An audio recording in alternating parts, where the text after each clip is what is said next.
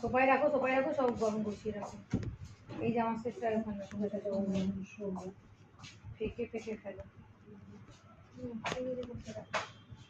বৌদিকে ফোন করে তো বলবে। Alright.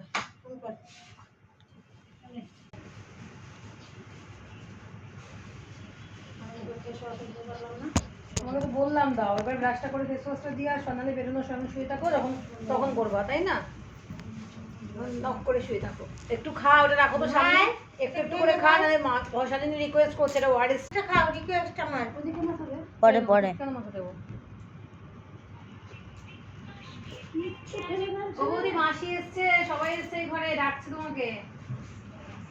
আর কি একটা বলতে গেলাম, কি একটা যা বেশি বড় এই যে অন্যটা রাখো।